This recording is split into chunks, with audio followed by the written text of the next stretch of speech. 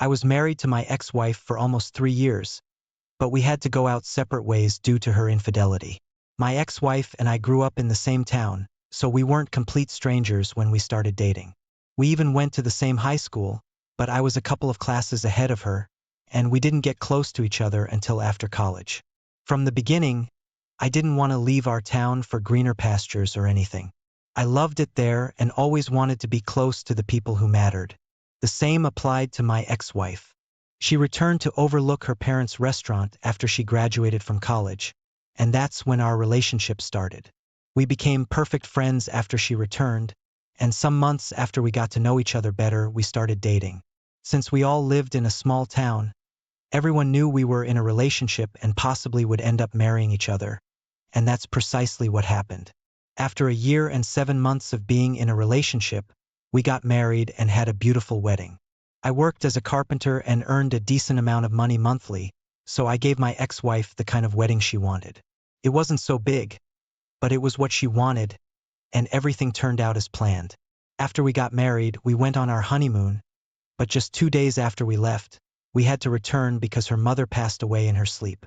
It was a very tough season for both of us, and the first year of our marriage was filled with mourning. She was an only child, and I imagined how terrible she must have felt to lose her mother like that. Meanwhile, I supported her in any way I could.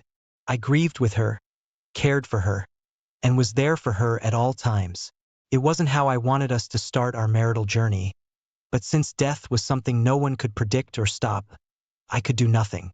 My ex-wife started coming out of her shell in the second year of our marriage.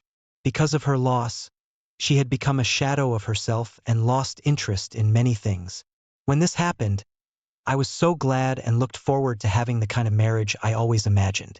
The first year had been very tough for me, and I loved her so much and didn't want to break our vows. I expected that our relationship/marriage would be fixed after she got over her mother's death, but that didn't happen. I felt like she was cold to me, and even if we got intimate, I didn't feel the spark we used to have while we were dating. Most times, it felt like I was forcing myself on her, and it kept getting worse that I had to do some research online. With my research, I learned a lot of things and understood why she acted that way. I knew I had to give her time, and it felt like we were drifting apart the more time I gave her. I didn't enjoy the first 2 years of my marriage, but I had to stay because I expected her to snap out of that state and change.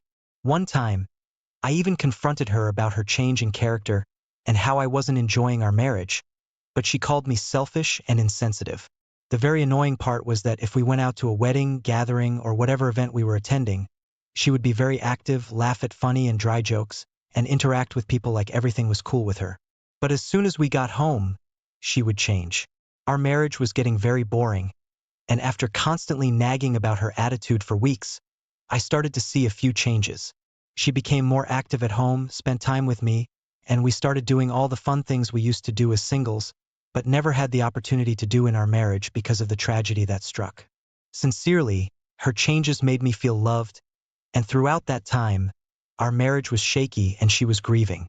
I never tried to play smart with or look at any woman in a way I shouldn't have.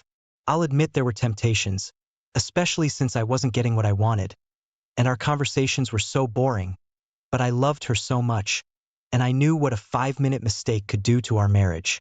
Our home was filled with happiness and laughter for the following months, and I enjoyed her company so much. The icing on the cake was when we found out she was pregnant, and I was so excited I would become a father. It meant so much to me. Overall, I was glad I was finally having the marriage of my dreams. About 6 months after my ex-wife found out she was pregnant, I decided to make things up to her. I knew the news of her mother's death had ruined our honeymoon, and even though she never mentioned it, I knew she would love to return to the same place. It was expensive, but I started saving for it 2 months after things returned to normal. After all the bookings and preparations were made, I broke the news to her, and we didn't just take it as our honeymoon, but as a romantic getaway, and she really loved it because our wedding anniversary was only a week after we'd returned from the getaway, and we planned on renewing our vows in front of friends and family. The renewal of vows was my idea, and I thought it was necessary because we were only beginning to enjoy our marriage. Eventually, we went on our second honeymoon getaway and had so much fun together. We visited places, took multiple pictures, and most importantly, tried different foods. We were only meant to spend a week there, and on our 6th day there, I made a shocking discovery. I can't really recall what took me to my ex-wife's phone. I think she was gisting me about the news that went viral on Facebook, and since I wasn't on Facebook then, she gave her phone to me so I could read it. Then she went into the bathroom to shower, and because I wasn't very interested in the news, I pressed the return key and it opened her text messages. I know I shouldn't have read her messages, but I couldn't resist the temptation. It was my first time doing so. There was a name saved as my happiness in Spanish, and it piqued my curiosity, so I opened the message, and to my greatest surprise, it was our former wedding planner. There were also a lot of pictures shared between them, nudes, pictures of them together in bed, and photos of them kissing each other. Another thing was they had been dating each other for 2 years under my nose, and a month after our wedding anniversary was their 2nd anniversary. At that point, I felt the room spin and my chest almost exploded from being too tight. I would really love to explain how I felt, but no amount of words can describe it. I'm still somewhat surprised that I was smart enough to forward all their messages to my number in that state of shock, and delete all that I sent to my phone so she wouldn't know. Honestly, the rest of our romantic getaway was ruined, and there was a change in my attitude too. I was so worried that the child she was carrying wasn't mine, and for nights I did not sleep well or think straight. I even missed working on most of my clients' projects because I was not in the right mind. Meanwhile, I kept everything in and did not confront her about anything. She was so engrossed with our small renewal of vows party that she thought I was having mood swings again. So, on our anniversary, we did our thing, and I was patient enough for our vows to be renewed. They didn't mean anything to me anymore, and after we were done, I asked that the gifts I got for her be brought in so she could open them in front of everyone.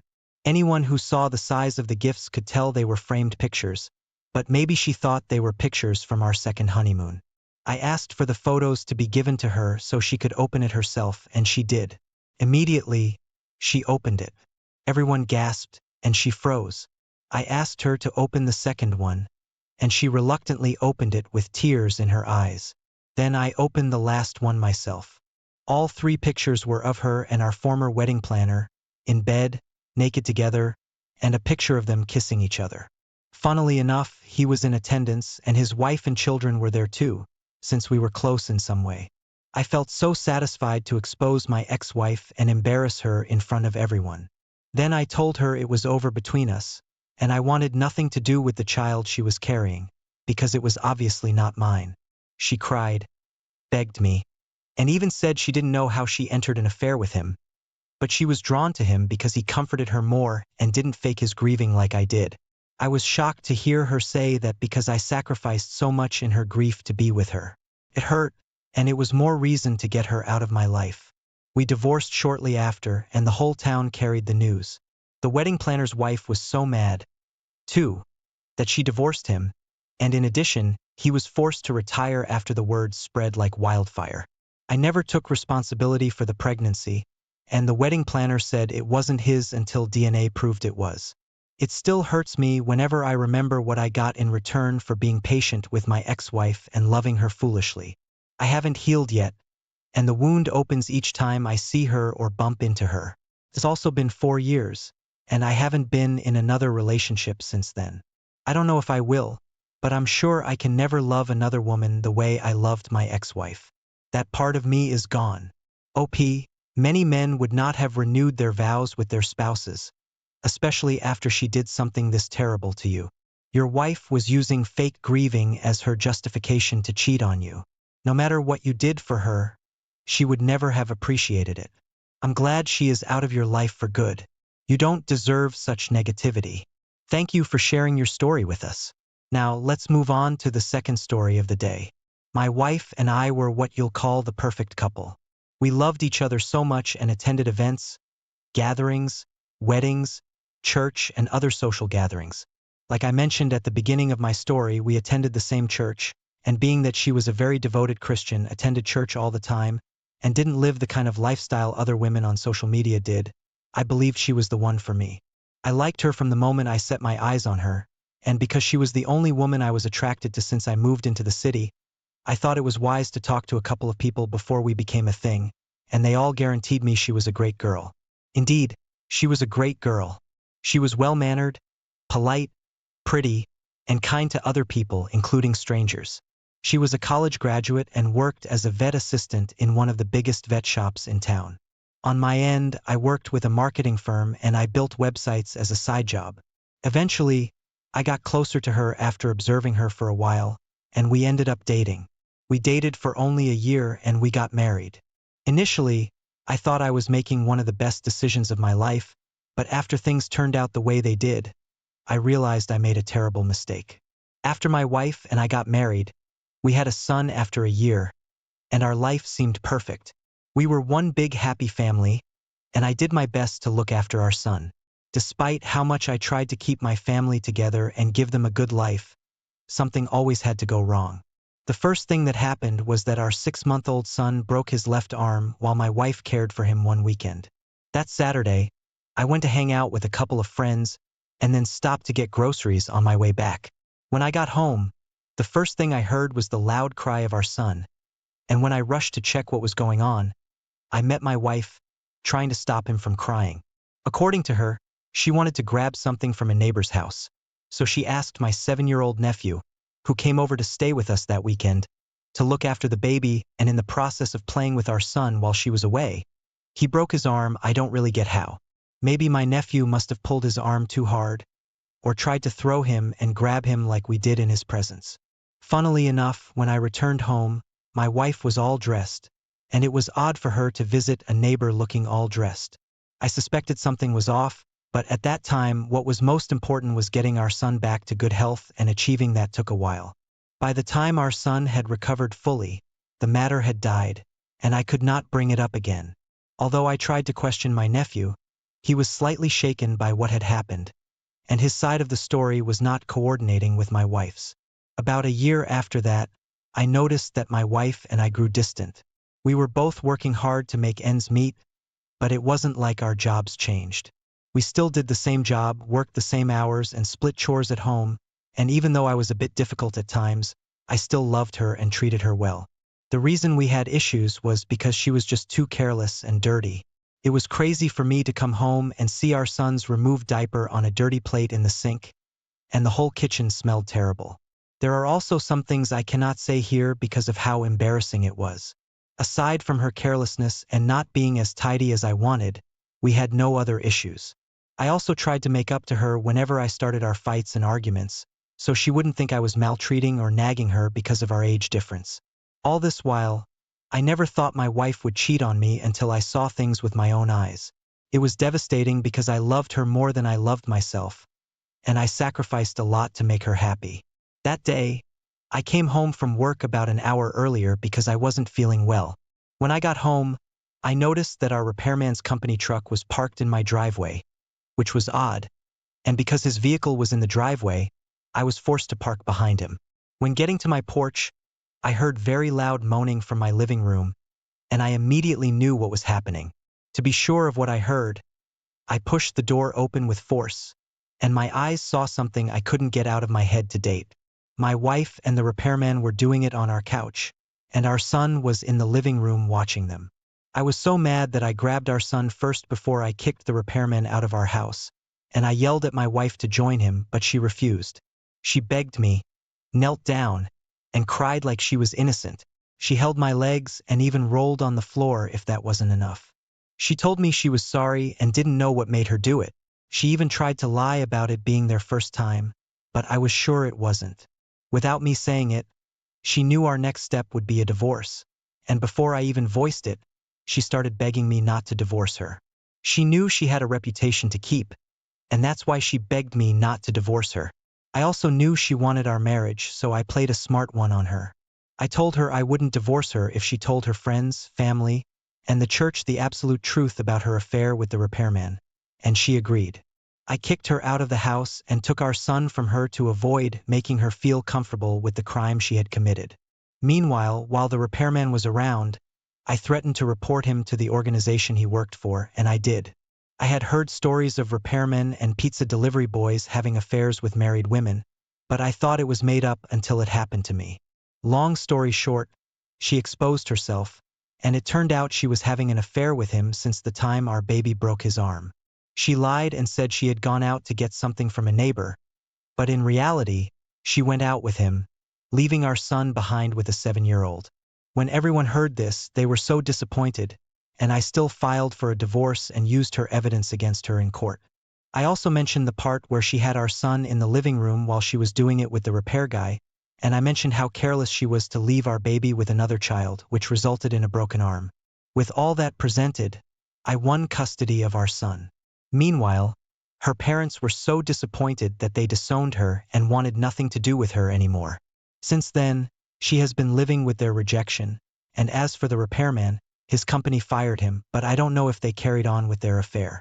The church had to suspend her for a while, but I left the church and moved to a different house. This happened 2 years ago, and right now, I have met someone who also has a daughter around my son's age, and we are taking care of the kids together. OP, I'm sorry you had to go through this. The truth is, most times, marrying a woman or devoted Christian from the church does not guarantee she will be faithful to you. Meeting a loyal partner has nothing to do with the church. It has more to do with the person's personality. Know that you just dodged a bullet. If she said she didn't know why she did it, then she could get confused again in the future. For now, focus on your new significant other and how to take care of the kids together. And make sure you heal properly so you don't think every woman you meet will be the same. Thank you all for taking the time to listen to today's stories. If you enjoyed listening, please feel free to like and subscribe if you haven't already. Also, comment below with your thoughts on what happened. If there is a story you would like to share with me about your own situation or someone else's, then please do not hesitate to contact. Sitting here reading the interoffice memo brought back memories I'd hoped would never resurface. Amy, my ever-loving and faithless cheating ex-wife, is now the head of my department, my immediate superior. How ironic is that? I should have known something like this was going to happen, but I was just relieved to be out of the marriage. Now it was back to haunt me tenfold. Amy had said that I was a heart attack just waiting for time and place, and she was right. My doctor had warned me, but I hadn't taken all that much notice, believing that what I was doing wasn't all that bad. I mean, everyone works hard to provide for their family, do not they? I knew Amy was ambitious. Her needs and wants were many. Take that oversized mansion we lived in, the pool in the back, along with the country club membership that sat collecting dust in her home office, draw that neither of us had time to use, and it was my job to provide, or so I was brought up to believe. The once love of my life would now be back in a position to be controlling my life again. This was the final act to snap me out of my apathy, as there was no way I could even consider working under her. Not after finding out how many men she had, and maybe is still working under. I finished dropping the final bits and pieces into the box, and picked up my letter as I walked out of my office for the last time. Dropping the letter, my company cell phone, car keys, and company credit card on Megan's desk. I commented, "It's been really nice working with you, Megan. I really wish you all the best. You're an asset, and I want to thank you for all your help. You take care, and do not let that jerk push you around. If she gives you any grief, then you have my permission to use me as a threat in getting a fair go." "So you are leaving then, Sam? This isn't just an idle threat?" she inquired, waving my letter in front of her face. "Yes, Megan. You know as well as I that I couldn't work for her. I cannot work with anyone I do not respect, and as you also know, with all the gory detail, that she killed any chance of me respecting her. It'll miss you, Sam. You know she's going to be pissed as when she finds out that you've up and pulled the pin. She's been pumping me for weeks about your workload and schedule. I haven't said anything to her that I wasn't required to, but I did feel as though I was stabbing you in the back. I'm sorry. I should have said something sooner." I smiled. "Do not worry yourself about it. You have to protect your job, and there's nothing you could have said that would have made an ounce of difference. I knew the writing was on the wall when that memo came round about the merger. There's nothing I did here that I need kept secret, as you well know. How do I act? What do I tell her when she asks where you are?" I grinned. "Tell her exactly what you know. Tell her the truth. She cannot get her underwear in a knot over that. Do what she wants as long as it doesn't corrupt your own values. It's been truly a pleasure, my dear. I'll keep in touch. Promise." I told her as I shook her hand and then kissed the back of it. I was getting into my car as a black limo pulled up in front of the office block, and Amy got out with two well-dressed men looking for all the world like a high-status, no-nonsense businesswoman, when in fact we all know better. She is nothing more than an overpaid, high-class escort with a title. Amy was looking very professional in her business suit, but then she always did look good in anything she wore. She looked around but didn't see me, and that was how I wanted it. I sat there for another minute or two to let her get into the building before I pulled out of the car park for the last time. I'd already settled up all my affairs, sold off what needed to be sold, and put all the rest into storage. My doctor had said I need a change of scenery, so I finally decided to take his advice. I spent the next 3 months driving around sightseeing and unwinding from the stresses of work. I ended up in a small town just this side of nowhere. The climate was moderate, the town folk friendly, and the fishing great. I rented a little 3-bedroom cottage with a workshop annex next to the lake, with the option to buy. It had everything I needed to start my new life. Sitting on the back deck, supping on a cold one, I thought for the first time how Amy was taking my disappearance. I decided to give Megan a call the next day to see how much fallout there had been from my sudden departure. "Hi Megan, it's Sam here. How's it going in the salt mine?" "Sam, so good to hear from you. I was starting to worry that you'd fallen off the end of the earth." I laughed out loud, sitting out on my deck watching the water lazily lap against my private pontoon. "Not quite fallen off, but the view from here is, to say the least, spectacular. The wishing you were here applies. How are things back there?" "Oh God, Sam, you certainly know how to set the cat amongst the pigeons. Amy has been on a rampage. She's been going through the company like a packet of salts, and there's been layoffs right, left, and center. Kevin Paxton left last week after having a confrontation with her. I do not know what it was about, but she moved him from logistics to archives. Basically shunted him into a windowless office in the basement. And as you can imagine, Kevin wouldn't take that. So he handed in his resignation and walked out." "I'm sorry to hear that. Kevin was a good man, probably one of the best in his field. What the heck is that woman doing? If she's not careful, she's going to sink the ship before she gets it out of the harbor. How's she been with you?" I heard Megan giggling. In 2 words, Sam, screwing frustrated. "She tried to fire me that first day, because I let you go before she got to talk to you. As if I could have stopped you when I told her so. Then she said that because I now no longer had a boss, I wasn't needed, and to pack my things up and get the heck out. I stood there and told her to go ahead and try to fire me. I'll have you and the company in court so fast. You wouldn't have time to fix your makeup before the court appearance. I then told her what you said, and she went quiet. Seems as if it had never occurred to her that her cheating to the top would come back and bite her on her well-screwed butt." Megan burst out in a fit of the giggles again before continuing. "So now I'm the secretary to the bitchy executive vice president in charge of operations. I think it has something to do with keeping your enemies closer than your friends." I told her I expected a substantial pay rise to go with the promotion. I do not think she was pleased with that either, because she just sneered. But in the end, I got what I wanted. I was in 2 minds as Megan related all the latest gossip. On one hand, I was pleased that my going did have an impact on Amy's plans. Do not get me wrong, I made this life change for my own good, as it was something I needed to do, and Amy's appearance was just the kick in the butt. I needed to put an end to my procrastination. This latest development was just icing on the cake, so to speak. Still, I was worried that it would impact on everyone else in the long run, and that wasn't my intention. Next morning found me out of sugar, and I decided to go to the little convenience store a short ways down the road. Their property actually borders mine, with an open paddock in between. I almost ran into a young couple as they left the store, and made my apologizes before turning to see standing behind the counter a much-harried woman in her early 20s. "Can I help you?" she inquired, a baby making its presence felt by whimpering irritably, just as a couple of cars pulled up at the gas pumps out front. The woman sighed. "Where the heck is Jillian when I need her?"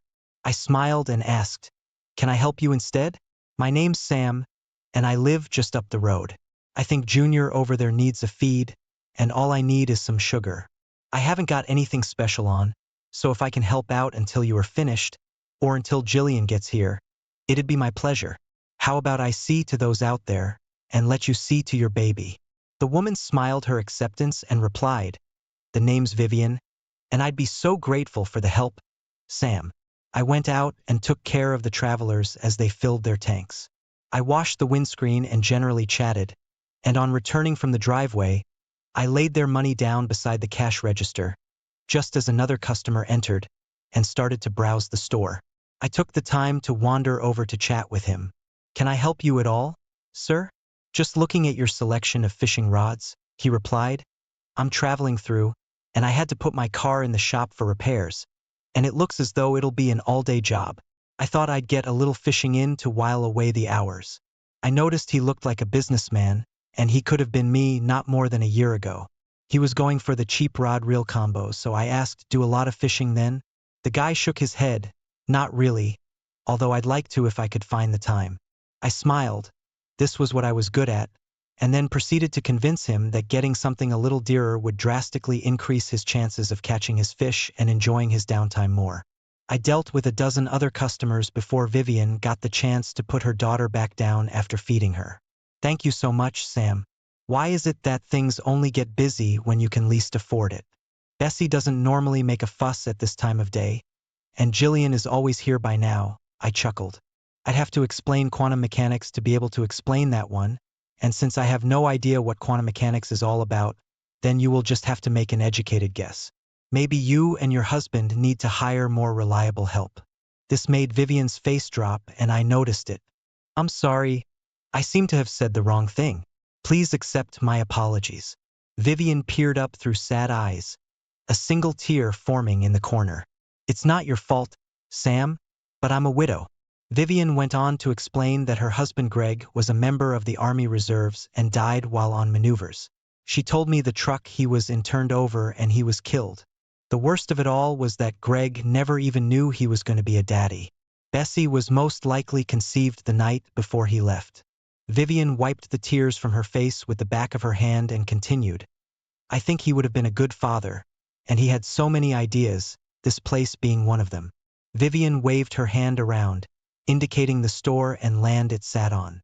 Over the next few weeks, I made a habit of going down to the store and helping out when I could.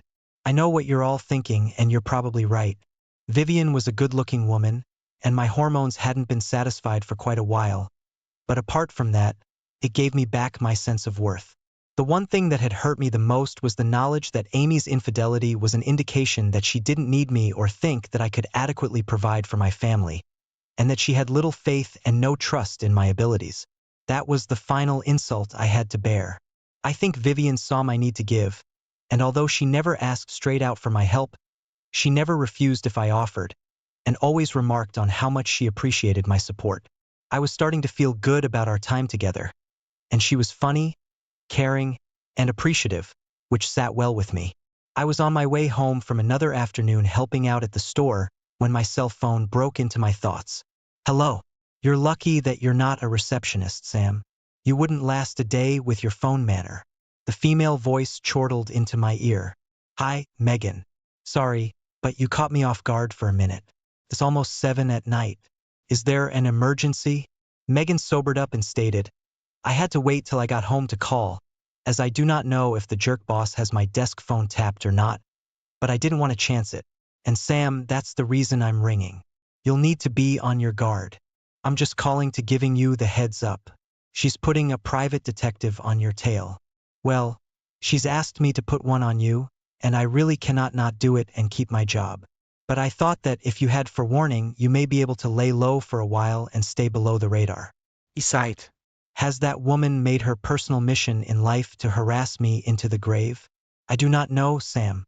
All I know is she's at her wit's end. She's been putting in some horrendous hours to try and turn this place around, and I think it's taking its toll on her.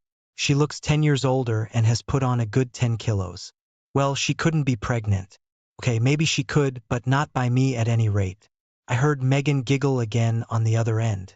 No, I'm almost certain it's the strain. Too many comfort trips to the freezer for ice cream, I'd say.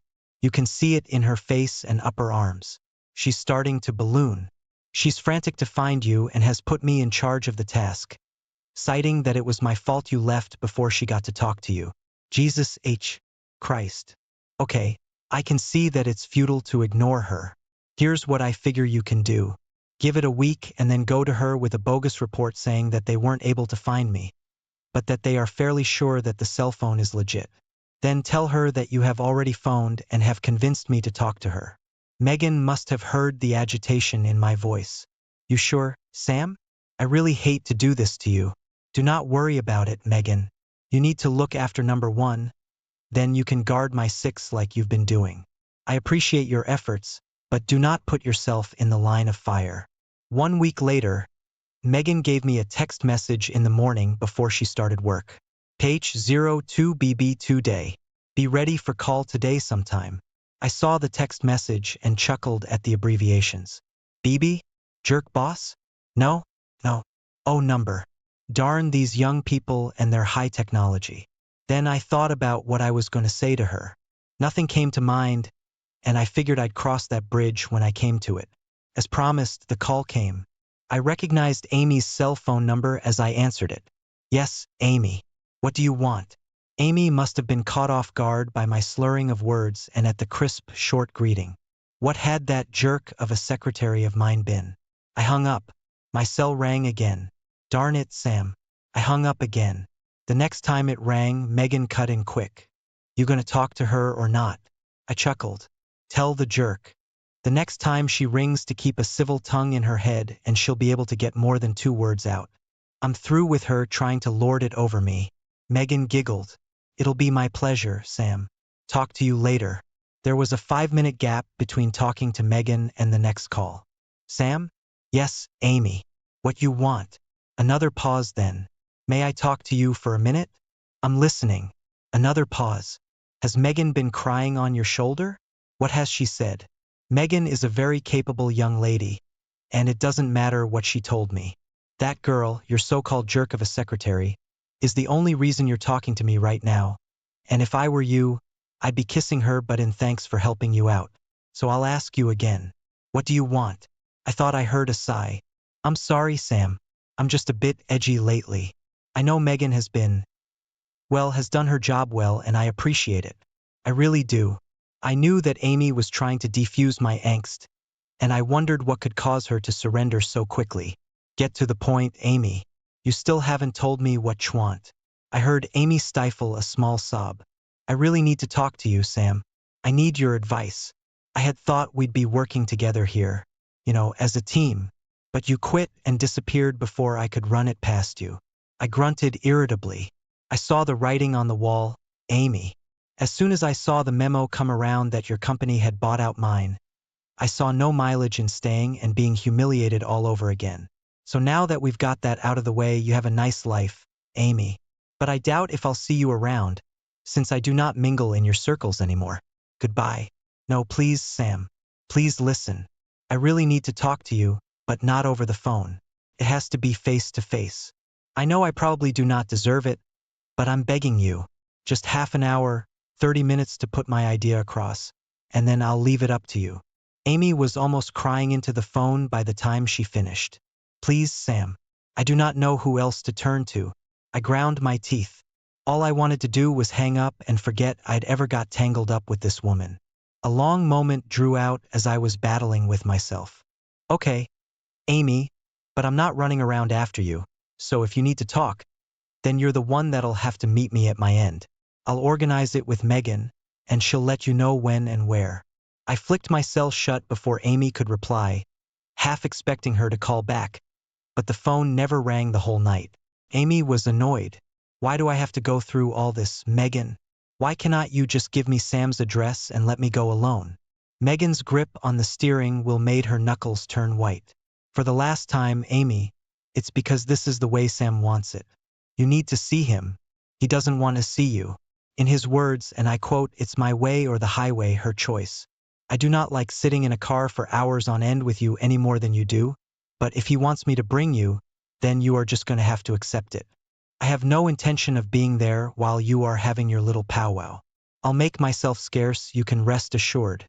I started chopping the vegetables and herbs for the Italian sauce I was making for dinner. Megan had rung 30 minutes ago to tell me they were under an hour away, which meant that they would be arriving in about 20 to 30 minutes. The last thing I wanted was for Amy to feel comfortable while she was here, but keeping myself occupied while she made her case would keep her at a disadvantage. 15 minutes later, I heard a knock at the front door. It's open. Come on in. Well, do not you look all domesticated? Megan quipped with a genuine smile. I chuckled at her banter. Hi, Megan. Good to see you too. You're looking well. Looking in her direction, I saw Amy behind her looking decidedly apprehensive. Amy was all I said, but noted Megan's appraisal of her health. I saw in the short glance the bags under her eyes, as well as her increase in weight. Megan's guess of 10 kilos may have been a little on the bitchy side, but wasn't all that far from the mark. I'm dying for a drink, Megan countered, as she gave me a friendly hug and kiss on the cheek. You're not looking too bad yourself, so the country air seems to agree with you. There's wine, beer, or cola in the fridge if you'd like to help yourself. To prove my point, I held up my messy hands. You want something to drink? I shot at Amy as an afterthought. Amy couldn't help but notice the cold demeanor in my voice, and lowered her head slightly, realizing for the first time that this meeting was going to be harder than she anticipated. Hello, Sam, and thank you. A wine would be nice. Megan's right. You are looking well. Megan opened a bottle of white wine and poured 2 glasses, handing one to Amy. Which way to World's End? I want to check out the view, she indicated with a sweep of her hand that held the bottle of wine.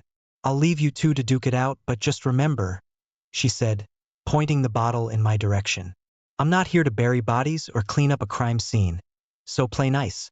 I smiled at Megan's reference to me falling off the end of the earth, and I pointed out the back door, commenting, you do not have any worries with me. There's a fishing rod out on the deck if you'd like to try your hand. Megan rolled her eyes. Not likely. I wouldn't know what to do with it, even if I did happen to catch one. With that, she sauntered out the door, leaving Amy and I to our little chit-chat. Take a load off and tell me why you're here, I told her, as I pointed to a chair and went back to chopping herbs. Amy hesitantly took a seat and looked around, trying to find a way to lighten the mood. Nice place you have here, small but nice. I stiffened. My irritation at her being here was starting to surface. This isn't a social call, Amy. I went back to murdering some basil. Just get it off your chest, and we can both get back to living our own lives. Amy stifled a gasp, took a sip of her wine for fortification. May I ask one question? I sighed. You can ask all the questions you want, Amy. That doesn't mean that I'll answer any of them. But heck, take your best shot. Why did you leave? I turned to see Amy watching for any telltale sign that I was going to explode. I suppose she knew from years of living with me, and knew by my actions, that I was taking great effort to control my temper. I threw the knife down and turned to Amy. You do not need a screwing BA in rocket propulsion to understand my motives. Amy, you're a high-flying vice president now. You must have some brains to get to where you are. Surely you can figure it out. Amy winced at my dig about the way she'd worked her way up within her company, and I could see her irritation rise to the surface. That was a low blow even for you, Sam. I am quite capable of doing my job. What I'm not capable of is mind reading. I folded my arms and just stared at her for a long minute. Amy looked like she was wilting under my gaze. You're right, Amy. You're not a mind reader, and there aren't too many people who are, if any. But to be effective in a job like yours, you need to be able to read people and understand and second-guess their motives. That is what a good exec does. He finds the talents of her employees and exploits them for the company's good. That doesn't mean that he does it maliciously. It has to be a win-win situation. Do you really want to know what I think of you and your talents, Amy? I saw a shiver run the length of her spine at my question. She was pretty sure what I was going to say, and I was fairly sure it didn't instill any confidence in her. But I think she thought she needed to keep me talking to have any chance of getting what she needed. She straightened her shoulder. "'Kay, Sam, I'll bite. What are your thoughts on my corporate talents?" I almost laughed out loud at Amy's pathetic attempt at goading me, and went back to my cooking. You're a bulldozer, Amy. You have the finesse and subtleties of a bull in a china shop. This statement threw her, I know, and her gaping mouth said it all.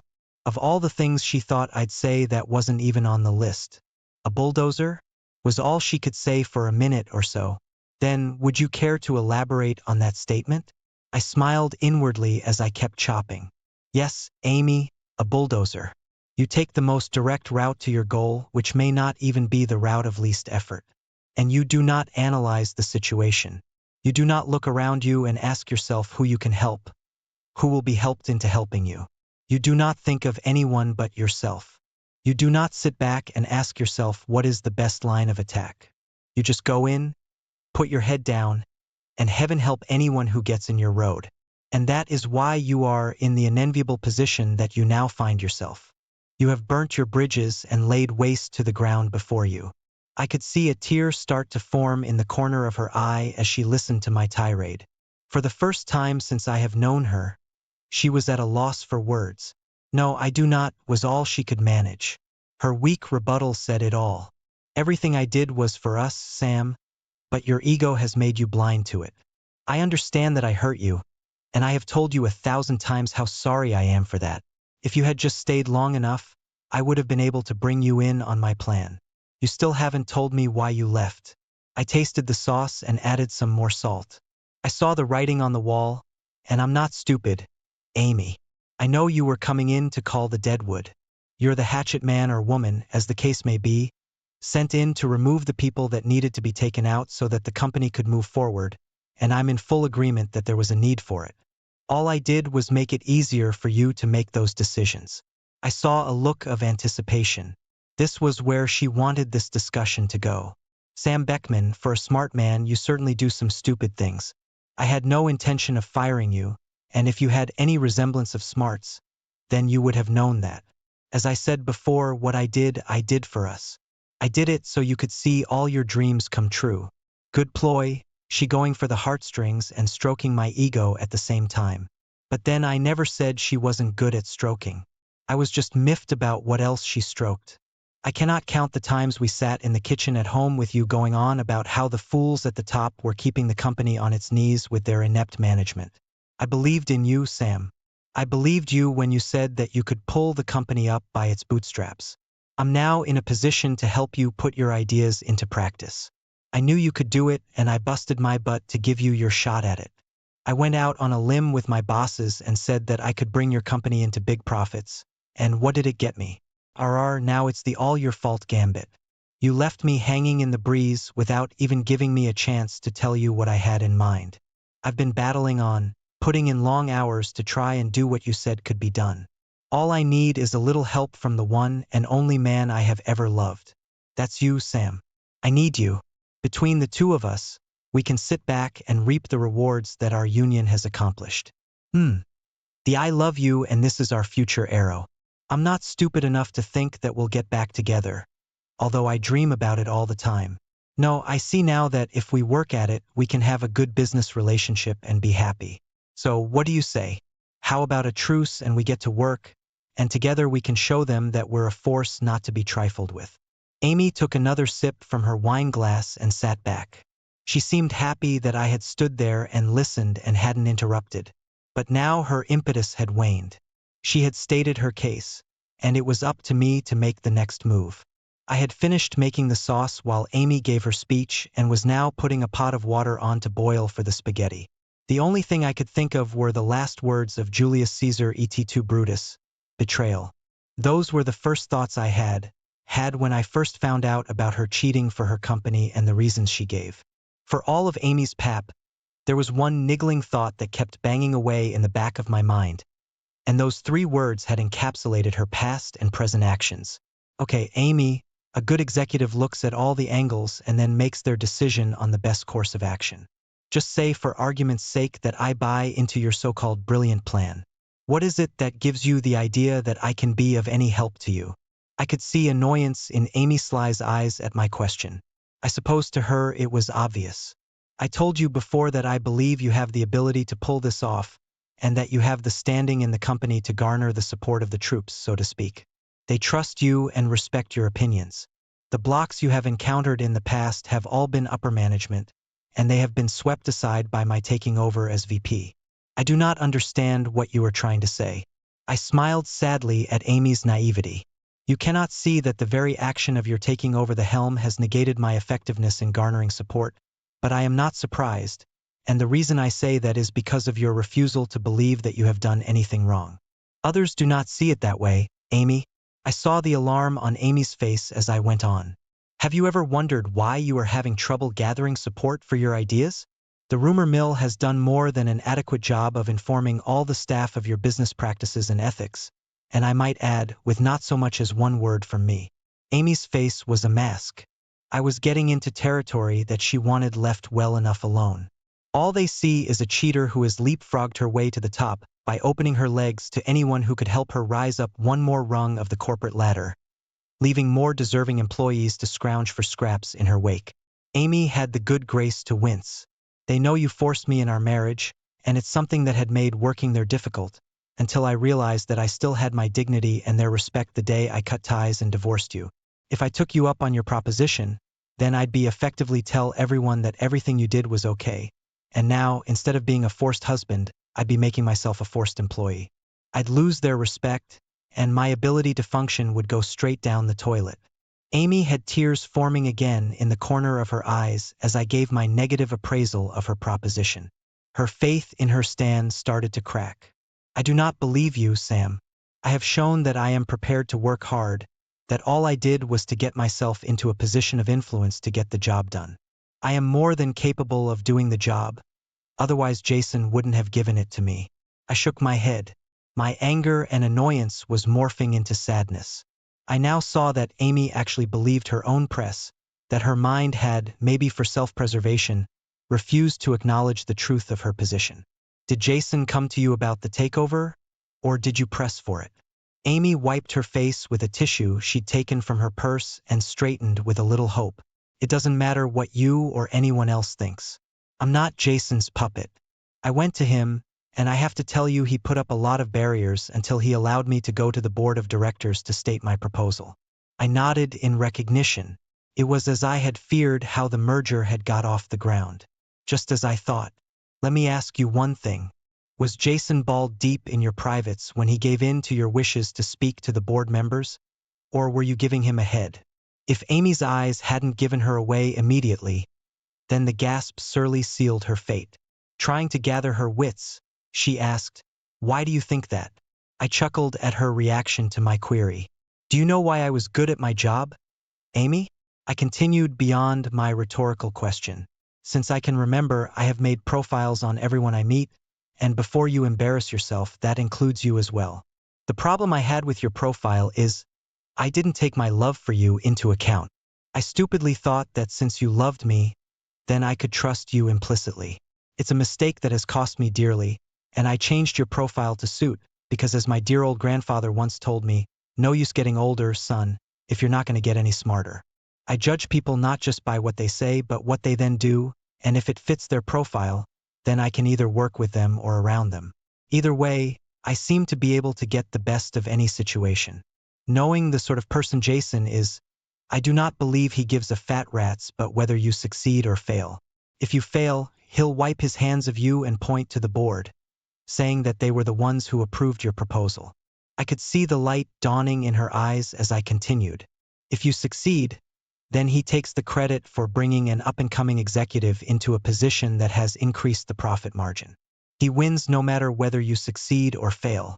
So there goes your thinking that you have support from above. Jason doesn't care whether you are smart enough to put your shoes on the right feet or dumb enough to believe you can pull off this coup.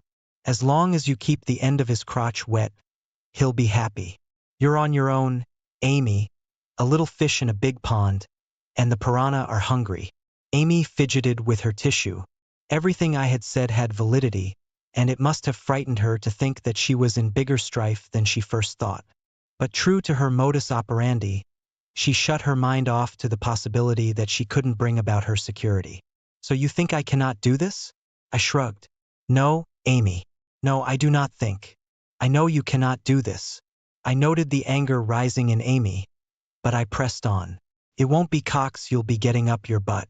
It'll be a screwing big Saturn V rocket which will launch you right out of your VP job and into corporate oblivion. Where will your precious security be then, Amy? I turned away from her to calm myself down. From what I hear, All you have managed to do while you have been there is spin your wheels and create so much smoke that everyone else is having trouble doing their jobs. I turned back to watch Amy's reaction to that. I'll be surprised if there isn't a 25% downturn in quarterly profit at the next stockholders meeting.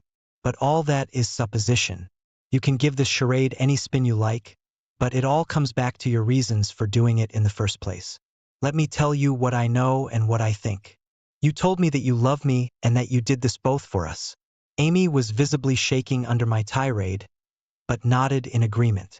But by your own admission, it's all about your own security. It has nothing to do with mine or ours.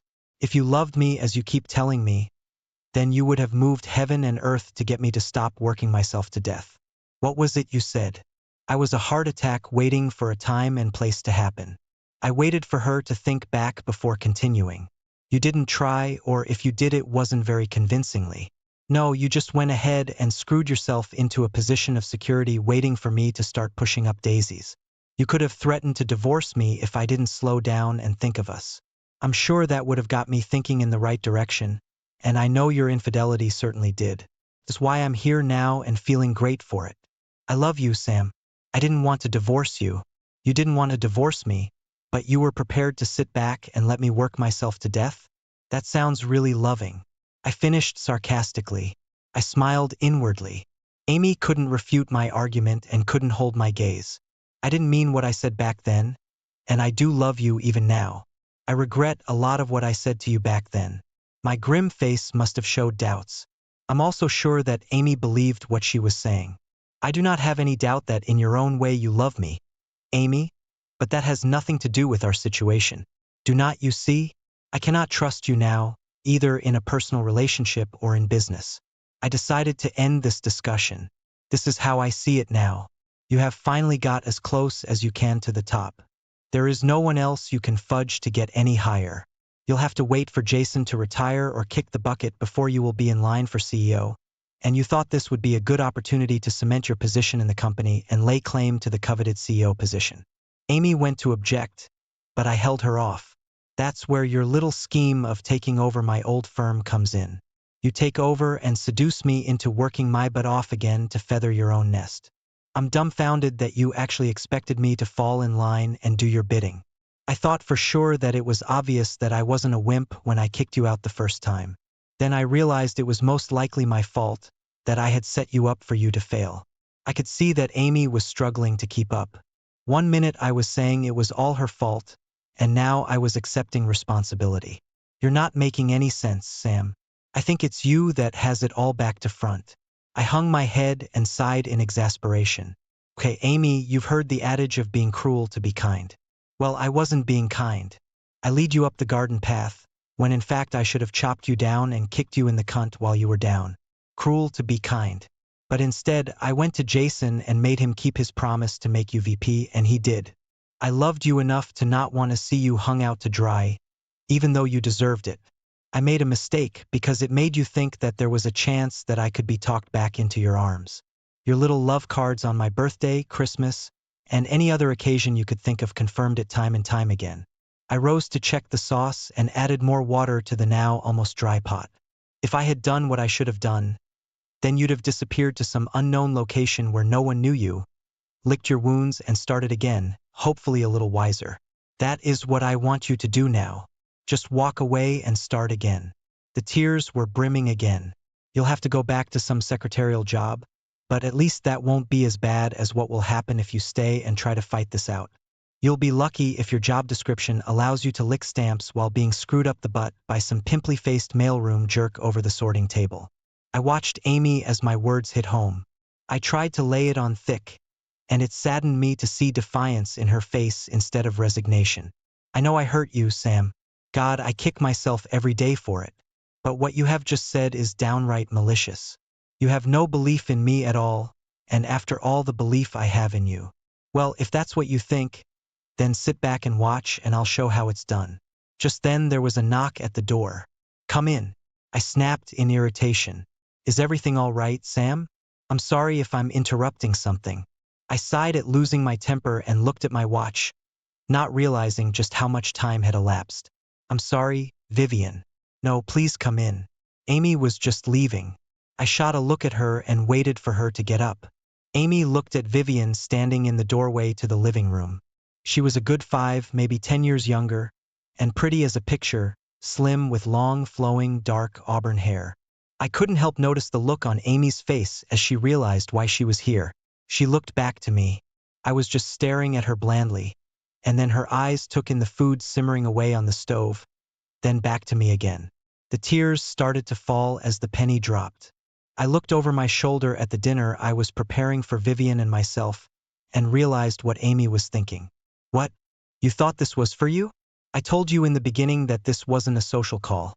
So do not go getting all upset that I'm having a friend over for dinner. You and I are finished. We have been for years. The only reason I allowed you to come here is to knock some sense into that stupid head of yours. Amy sprang up with her head down and rushed past Vivian, mumbling, "Tell Megan I'll be waiting in the car for her. I hope I haven't made a bad situation worse." Vivian looked at Amy's retreating form. "I'll leave and you can sort this out. I can tell Jillian I do not need her to babysit. It has nothing to do with you. I'm glad you showed up when you did." I gave Vivian a hug and kiss on the cheek. "Can you put the pasta in and watch it for a minute? I have to tell Megan that our meeting is over and that she can take Amy home." As I walked out onto the back deck and saw Megan dozing as the last rays of the afternoon sun faded behind the landscape, it came to mind that one thing that Amy had said was true. Now that Amy was VP, she had swept aside all the blocks hindering my ideas, and it got me thinking, how's the view? "It's all you said it would be, Sam, simply refreshing," Megan said, smiling with her eyes closed. "How'd it go in there?" "I didn't hear any gunshots." "Not good. I'm afraid. And she's not going to back down. She's in the car waiting for you at the moment. Can I ask you something?" "Sure, Sam, you know you can ask me anything." I smiled weakly. "What do you see in your future at work? How ambitious are you, Megan?" Megan's eyes popped open at this unusual question. "I'm not sure what you're getting at, Sam, but if it's what I think it is, then I'd like a shot at Amy's job for a start." She got up out of her deck chair. "I know I can do it and do it well, but I have no intention of compromising my virtue just to get it." "Why do you ask?" I dropped my head in thought. "I think it's time to put a halt to this three-ring circus." I then spoke with grim determination. "Can you get Kevin Paxton on side and meet me in town? Let's say in 3 weeks' time, because I might have a proposition for the both of you." Megan nodded her affirmation. I led Megan back into the cottage, and she saw Vivian standing at the stove, digging me in the ribs with her elbow. She whispered, "I see now why Amy lit out of here with her tail between her legs. You old dog, you." The look on Megan's face made me grin. She's gorgeous, and I'm sure that she was the final nail in Amy's coffin. Christ, Sam, Amy's not in her league. Never was. Heck, I'm not even in her league. That poor girl has to be licking her wounded pride now. I nodded at Megan's assessment of Vivian's beauty. "And she's just as gorgeous on the inside." Vivian looked up as I introduced Megan. "Pleased to meet you." Sam seems to have so many women in his life.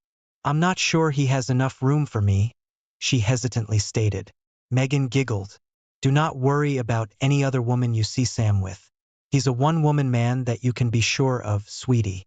And from what I can see, he's got his sights on your cute little derriere. You better watch your six." Sam can be a real Casanova when he sets his sights on a woman worth his interest.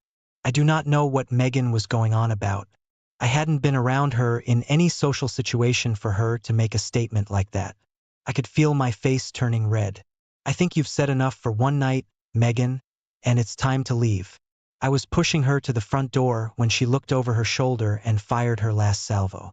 "If you were smart, Vivian, you wouldn't let this hunk out of your grasp." With one last kiss on my cheek, she bid me goodbye. "You be good now, and I'll see you in 3 weeks." Vivian and I sat finishing our dinner over a Merlot out on the rear deck, watching the waterfowl swim idly past. We chatted about what had happened that afternoon, and I filled Vivian in on all the sordid details of my marriage to Amy, along with the destruction she had brought to it. "You do not want to do this, do you, Sam?" I winced at what I was about to undertake. "No, Vivian, you're right. I do not want to do it, but it has to be done. I cannot sit back and let everyone back there lose their jobs because I sort the easy way out. As much as it pains me, I have no choice.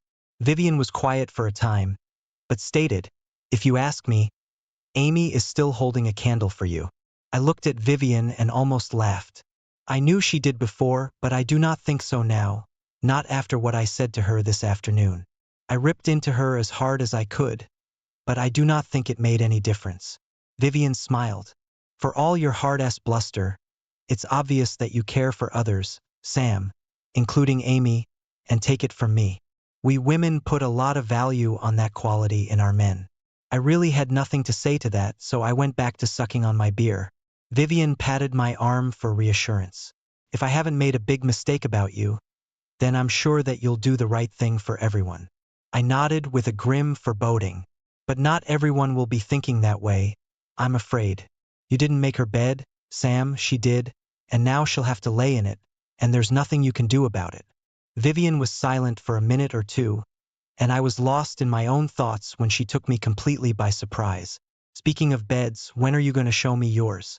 To say the statement came out of left field would be to minimize it, and it caught me totally by surprise. Who? Vivian giggled. Megan told me if I wanted to stake my claim to you, then I hadn't better pry its foot around. What was it she said? If you're smart, Vivian, you wouldn't let this hunk out of your grasp. Well, this is me grabbing hold of someone I think is worth holding on to. So you're interested in more than a platonic relationship? I know it sounded like I was a fresh out of school teenager, testing waters. I didn't want to do the wrong thing here. As you can see, my track record with women isn't all that promising. I found it hard looking her straight in the eyes as I said it. Vivian chortled. You are blushing, Sam. My ears exploded into a fiery blaze as a sheepish grin crept across my face. You sure know how to make a guy feel stupid. I rubbed my face and eyes with both hands, more to get myself back under control than for any really feeling of tiredness. The day I walked into your store and saw you looking absolutely frazzled and you accepted my help, I felt like a knight in shining armor come to rescue a damsel in distress. The smile on her face was priceless. You were my knight on his trusty steed that day, and still are, Sam. Vivian leaned over and kissed me affectionately on the cheek. Since that day, I have come to depend on you. I now understand why you took pity on me all those months ago. Vivian stopped when she saw the look of confusion on my face. It must have been hard for you to be shown by Amy that you weren't needed. Well, if it's any consolation, I need you, Sam. I haven't been so comfortable and relaxed since Greg passed away. Yeah, well, it's a guy thing. Amy didn't understand it, and I couldn't explain it either. Vivian patted my hand for reassurance. You've been good to me, Sam, and I want you to know that I appreciate it. It wasn't until Megan made her faux pas that I actually realized that I have more than just feelings of friendship for you. So what do you say? You want to take this to the next level? The look on Vivian's face was one of sincerity mixed with hope. Well, madam, if you insist, then I'll just have to show you my etchings. I finished with a wicked grin. Vivian's face lit up. Etchings be damned. I'm more interested in the tool you used to do those etchings. We both broke up laughing as she got up and moved toward the door, quipping, race you to the bedroom. I saw Kevin and Megan watching me walk into the restaurant. My gaze must have said everything about my mood. Kevin stood and held out his hand. Long time no see, old friend. So good to see you after all this time. What have you been doing with yourself? You look 10 years younger. I smiled as I took Kevin's hand. Nice to see you again. I'm fit as a fiddle. How's life treating you? Oh, fair to middling. Cannot really complain because no one ever listens. I smiled at Kevin's statement as I gave Megan a kiss on the cheek. You're looking as radiant as ever, my dear. I do not know what you see in this ruffian, but I hope he's been treating you well. Megan giggled. A ruffian he may be, but I kind of go for that rugged type. How'd you know? I smiled because as I told Amy, I'm a people watcher, my dear, and I saw your reaction when I asked for Kevin to be here today. I think you two will make a formidable team. Kevin grinned at my appraisal. Speaking of which, what's this proposal you have for us? I chuckled. Always from the hip, Kevin, you'll never change. Okay, then business first, and then we can settle down and enjoy our meal. While the waitress served our drinks, I went into my spiel. As you know, the company is in dire straits, and if something isn't done soon, Everyone will be out on their respective asses looking for employment elsewhere. As you and I have found out, there isn't a lot of choice out there. I brought out some folders from my briefcase and handed the white one to Kevin. That is what I feel needs to be done to turn this mess around. If you disagree or have any more to add, then feel free to speak up. While Kevin was perusing the folder in his hand, I opened a second one. This is a list of the people you'll need to get on side. I'm leaving it up to you as to how you do it. Kevin flicked through the folder he already had. At first glance here, I can see you have put some thought into this proposal. From what I can see, you're not just going after JPL and Amy, but Dobson Incorporated. And Jason as well. I saw the look on Kevin's face, and I knew what he was thinking. We have no choice, Kevin. Since Dobson has bought out JPL, it has to be a two-pronged attack. My original ideas were for JPL alone. The board of directors of Dobson are now the ones we need to concentrate on if we're to have any success here. If you can get the board on side and Megan can do her bit at JPL, then we've got a chance, slim as it may be, but our only chance. Kevin handed over the folder to Megan.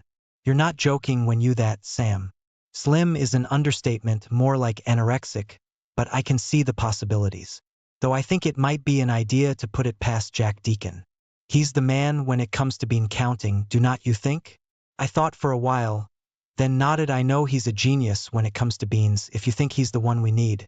He and I didn't get along at the end there. I'm not really sure why, but he just made it clear to me that I wasn't his favorite coworker. Megan nodded while perusing the folder. I agree with Kevin. Jack needs to be in on this. When it comes to creative accounting, he's a master. I'll have a talk with him and sound him out first. Kevin took the second folder to read, going over the list of names. Wow, there's some pretty high-profile people here.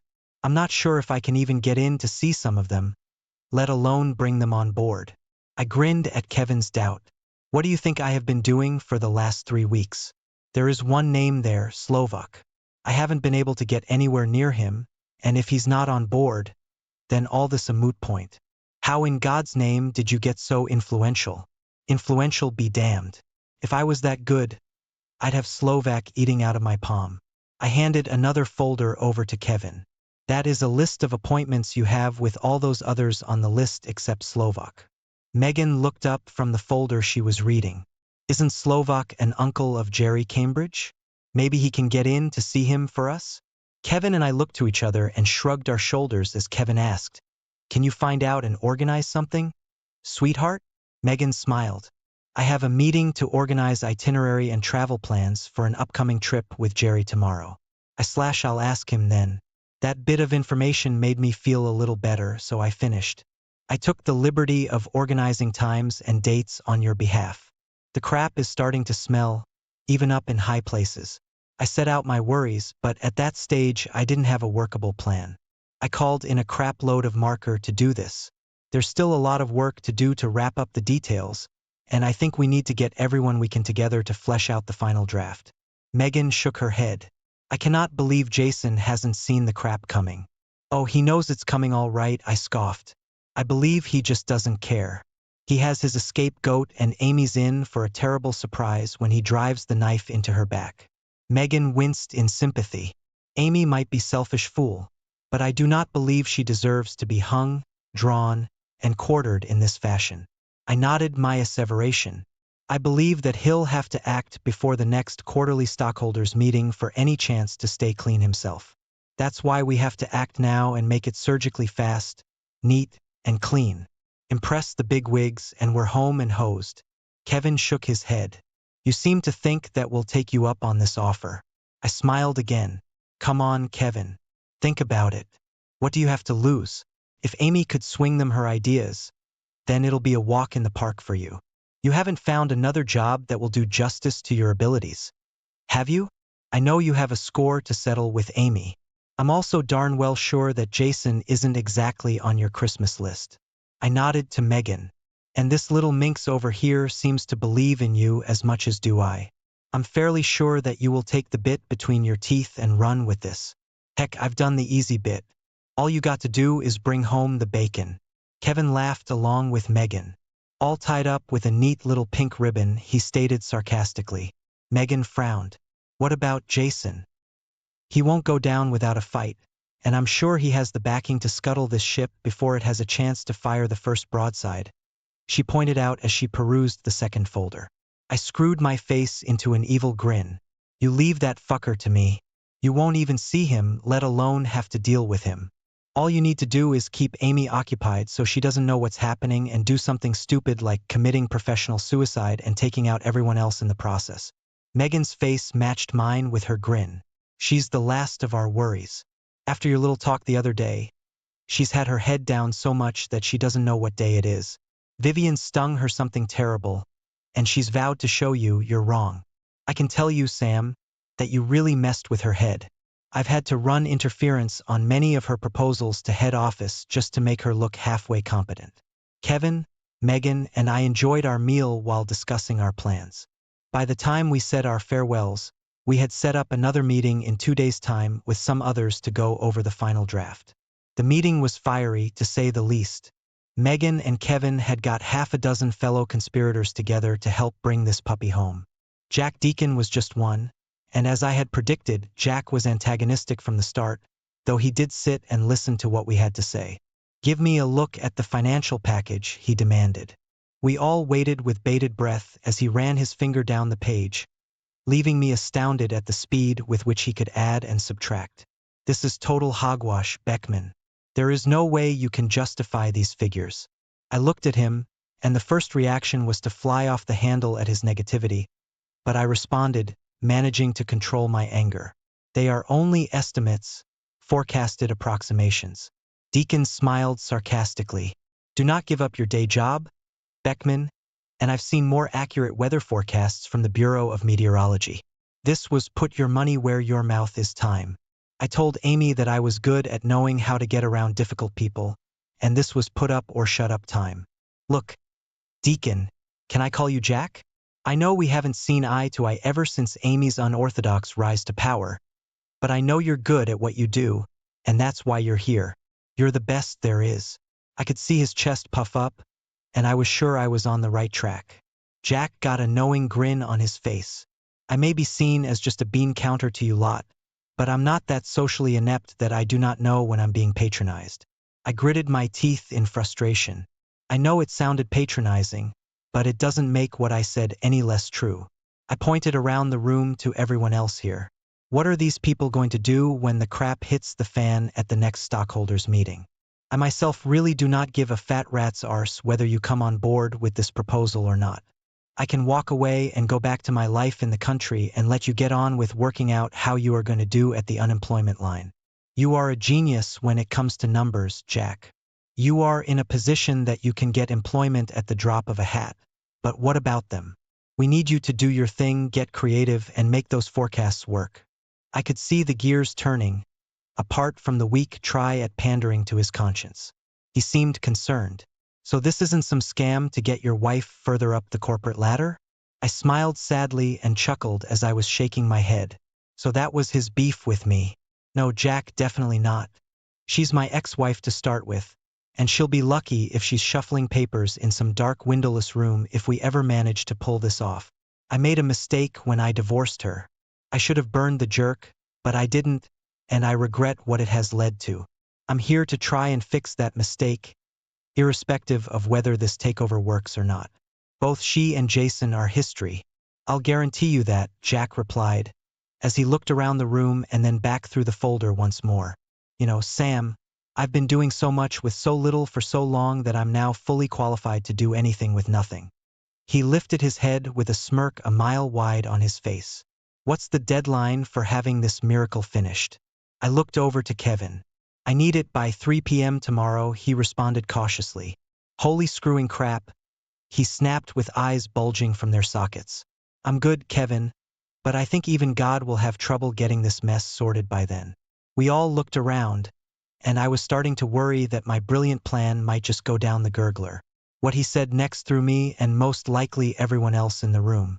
"I want a plaque that says God to put on my desk if I pull this off," Deacon quipped. After a moment's consideration, Kevin chuckled. "I'll personally engrave it myself and have everyone kneel at your feet and pay homage if you get me those figures by 3 tomorrow." There was a rush of relief as everyone there, including myself, breathed a sigh. Okay, peoples, we're burning the midnight oil. Ring who you need to make your apologies and let's get to work. Megan came up to me and asked if it was okay to bring some of the girls in from the typing pool to do collating and gophering. Is your call, Megan? Show us what you're made of, woman. I'm just here to help out with any questions you may have, but it's up to you now. I explained as I held out my hands to show that I was handing over control to her. Oh Jesus, she exclaimed as she shot a glance at Kevin. Sam's right, sweetheart. You need to take control and show everyone that they can depend on you in a crisis. Kevin and I stood back as Megan took a deep breath and got to work. Within an hour, she was busy organizing groups and brainstorming ideas from those who had them. Jack argued back and forth with her until she snapped. I do not care how many of your guys you have to bring to make the deadline, Jack. You know what we're up against here. Just make it happen, okay? Kevin chuckled. I think you were right, Sam. She's a little trooper, that one. I smiled at Kevin's obvious pride he had in his little fireball. I lightly punched him on the arm. I never had any doubts, Kevin. I said this as I tapped my temple with my index finger in a sign of knowing and sauntered off to help out. I walked into Jason's office straight past his shocked secretary. Excuse me, sir, but you cannot go in there. Jason looked up in disgust and waved her off. It's okay, Lynn. What's the meaning of this intrusion, Beckman? It was clear that Jason was more than a little upset at again seeing me standing in front of his desk. Now that's no way to begin a negotiation, Jason. I would have thought a man of your caliber and business acumen would know when to be a little more contrite. My face was a mask of menacing beguilement. Jason sat back and waited for me to continue. I, on the other hand, didn't need to ante up straightway and let him stew on what was coming, knowing full well that in a battle of wills it was generally believed that he who spoke first lost. Finally, Jason broke as tiny beads of sweat ran down his forehead. You gonna just stand there all day and stare me down, or are you gonna tell me why you're here? He finished by looking at his watch nervously. I have a stockholders meeting to attend in an hour. I'm here to help you pack, loser, I finally informed him. And just where am I supposed to be going? I could see Jason didn't like the way this confrontation was going in the least. I do not give a darn where you go, just as long as you're out of here by the end of the day. I screwed my lips up in a sneer, but I think that you'd be well advised to make it another state on the other side of the country. And what if I have no intention of going anywhere, butthole? I'm only a couple of years off retirement, and I have no intention of giving up my lucrative retirement package for someone like you. I shook my head. You got two choices, fuckwit. You can get up, hand in your resignation, and walk out with what you have in your pockets and no more. Or you can stay and watch me dismantle your pathetic life brick by brick. That includes your married life as well, and as far as I have been able to ascertain, you'll be lucky if you're left with enough to buy a cup of coffee. Jason scowled.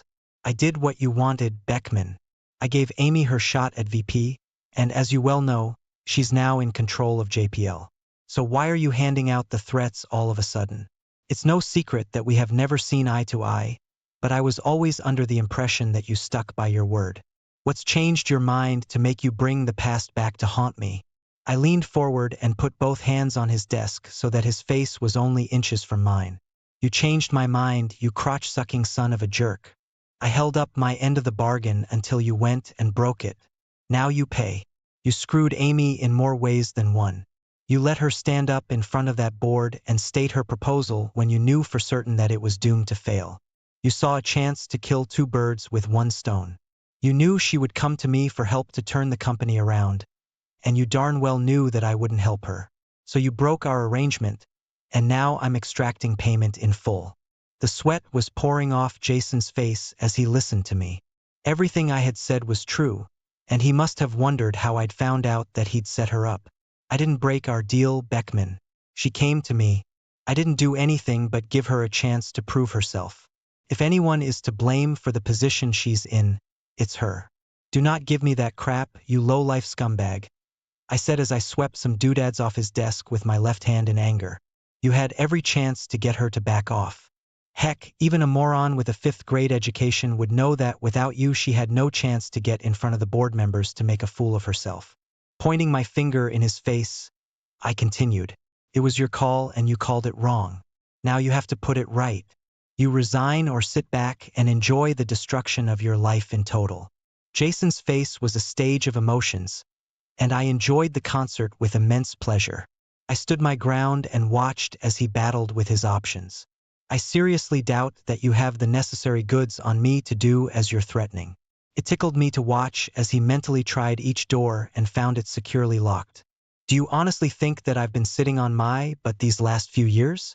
Not only do I have all the low-life dealings you have been up to your neck in before you destroyed my marriage, I've also dug up more in the intervening years. Corporate fraud and embezzlement to mention only two. This was only a bluff, but I figured that since he was as corrupt as he was, then it wasn't a far cry to think that he'd have more irons in the fire. It's up to you, Jason. It's jail or resignation. I watched his eyes dart around the room as the realization came to him that the one and only door I left open to him was his office door, and it was waiting for his departure. Kevin Paxton is at this very moment talking to your board of directors, and he has a prospectus that will turn your world to crap. Just to rub it in, I finished with, and when I leave here, I'm going straight there to hand over everything I have on your cuckolding, but no man will ever have to worry about you getting your pathetic privates into any wife ever again, because your nuts will be nailed to the boardroom wall by the time they get through with you. That was it for poor Jason, and he punched the intercom. Lynn, get in here with your pad and pencil. I have a letter I need typed up immediately. I walked over to his liquor cabinet and poured myself a scotch. You do not have to stay, Beckman. You win. I'll be gone by the end of business today. I sipped my drink as Jason's secretary came in and sat down to take dictation. No problem, Jason, old pal. I've got nothing pressing at this moment in time. I'll be happy to drop off your letter for you. Lynette could feel the tension in the air as she waited for Jason to start dictating to her. By the time he'd finished, she was having trouble keeping her mirth under control and exited the office as fast as she could. I saw her reaction and knew it'd be around the office before Jason had time to pack his personal possessions and leave the building.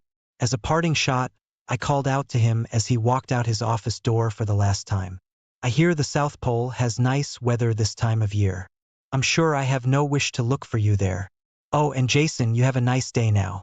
Lynette came back in a few minutes later and threw her arms around my neck. Thank you, Mr. Beckman. Thank you so very much. I reared back in confusion. Hold back there, lady. What am I being thanked for? Lynette had tears in her eyes as she settled down. Jason was trying to blackmail me. He's been hitting on me. It's only been innuendo so far, but I think he was planning to up the pressure if I didn't come across. I cannot tell you how much I appreciate what you have done for me. I was furious that Jason was walking out scot-free. I was right. Amy had passed her use-by date, and Jason was looking for a replacement. I decided that maybe Jason had finally sealed his fate and that his marriage was now in jeopardy. Rest assured that your next boss will be someone you can trust. If all goes to plan, all he'll ask of you is to do your job to the best of your ability.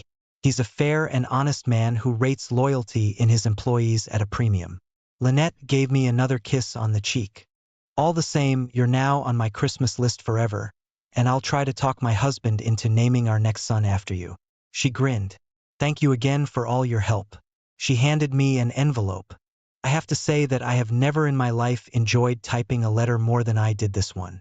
I walked back into the same office Jason walked out of 6 months ago. Morning, Lynn. Is the boss in? Morning, Mr. Beckman. Yes, Mr. Paxton is expecting you. And as I reached for the door, she finished. Mr. Beckman, you were right. He's all a secretary could want in a boss. Thank you again. I grinned as I opened the door. My pleasure, Lynn. And call me Sam. Mr. Beckman was my father. I chuckled. Lynette giggled and waved me through. Well, how does it feel to be CEO of one of the top producing companies on the stock market for the last quarter? I inquired as I slumped down into one of the comfortable office chairs. Sam, you old jerk. Where the heck have you been? How the heck are you? I cannot tell you how much I appreciate what you've done for everyone here, especially Megan and I. She's still pinching herself every morning just to make sure it's not a dream. I raised my eyebrow in interest. Oh, really? And how do you know that for sure? Are you telling me that you're waking up next to her? Are there plans in the pipeline for a mini merger here? I joked. Kevin shrugged. We're still in the negotiation stages at the moment, but a deal is likely in the near future. I'm sure that Megan would love you to be there at the contract signing. And from what I've heard, you have a little filly that you've been grooming as well. I burst out laughing. Same here. And that's where I've been. You had a business to save and I had one to build. Vivian certainly has the breeding. A fine thoroughbred, if I have ever seen one. I have to admit that if I have any say in it, I'll be hitching my wagon to her. Kevin sat back after our jovial banter had subsided and with a more serious look on his face and asked, "Have you heard about Amy?" I felt my own face turn solemn. Yes, Megan rang me the day she was taken to the hospital. I think it all got too much for her and she just wigged out. Megan asked me if I was going up that afternoon to see how she was faring and maybe repair a few bridges. I couldn't see any mileage in that, at least until she got some professional help. My being in her face would just have made things worse for her. Kevin nodded and shrugged. Yeah, maybe you're right there. I think Megan was feeling a little sorry for her. But then that's a female for you. I think she's going to offer her an entry-level position with JPL, maybe a secretarial position of some sort. Hope it doesn't offend your sensibilities. I shook my head, frowning. Heck no, I do not hate her. And to tell the truth, I do not even dislike her anymore. She's just someone I knew once, and I hope she straightens herself out and gets on with her life. Kevin sat back in his chair. So no wishes to come back? I can find you a good job with an excellent financial package. I chuckled. Not on your life, buddy. And besides, you do not need me. From what I hear, you have God working for you now. Kevin burst out laughing himself then. Oh yeah, I almost forgot about Jack. He got his plaque and the respect of everyone working here. You were right. He's a veritable mathematical genius. I have to admit it was touch and go for a while. And I was literally walking into the meeting with the board members an hour before the stockholders' meeting as he handed me the financial statement of our prospectus. Kevin dropped his eyes and started chuckling. What's so funny? I was just thinking how Jack looked when some of the girls sauntered up to him and gave him the look. We'll see how socially inept he is when he tries to use his mathematically formulas to work out what women are all about. If he can do that, then I'll believe he is God. I then broke up laughing. I would have loved to been there. In addition, I would have loved to been at the board meeting as well. But I had more unsavory fish to fry. It was about the same time you were wooing the board members that poor Jason was sweating behind that same desk you now occupy. Kevin's smile was hard to miss. Just the same. If you ever need a job, let me know. I shook my head again. I have what I want now. Vivian and I have got our little family resort up and running. I actually came down to offer you corporate rates for this year's Thanksgiving long weekend. I was thinking that maybe you could run some good-natured comps and foster some good team bonding. Kevin nodded his approval. I think we can come to some arrangement there. It might just foster a little more camaraderie with a fishing competition or two. Epilogue. Vivian and I were invited to Kevin and Megan's wedding, and they now have 2 wonderful boys. They're still a team to be reckoned with in the business sector. We get cards for Christmas from Lynn and family. She also did talk her husband into naming their next child after me. Her name's Samantha, Sam for short. Jason hasn't been heard of since his wife threw all his clothes out on the lawn and turned on the sprinklers.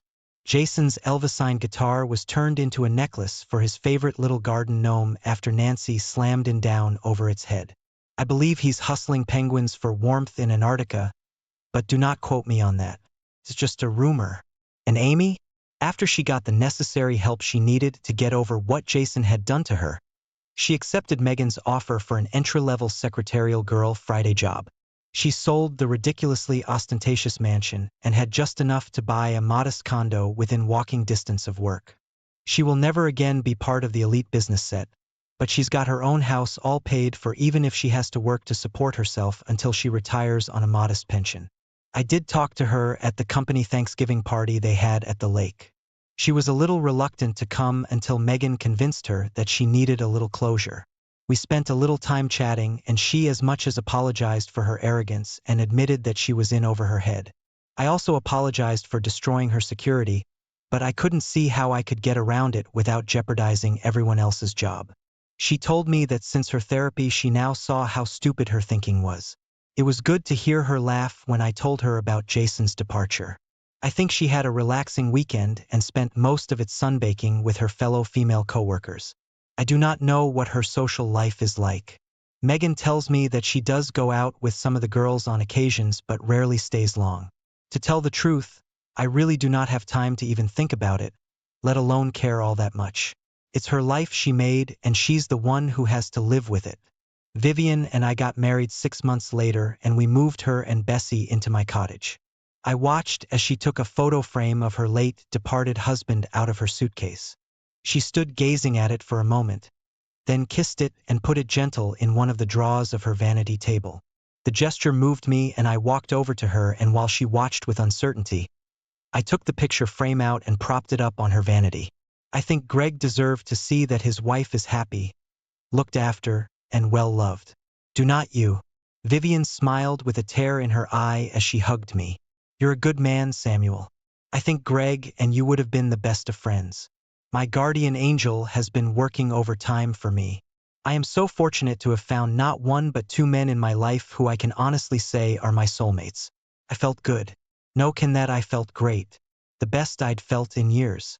When Bessie is old enough, you're going to have to tell her all the beautiful thing about her father. I think they both deserve that. Our little fishing resort has expanded in leaps and bounds. Jillian now has the flat attached to the store. Not that that means she's always in time for work, but at least we know where to get hold of her in peak periods. We've combined our properties and added more huts with their own private jetties for the weekend anglers.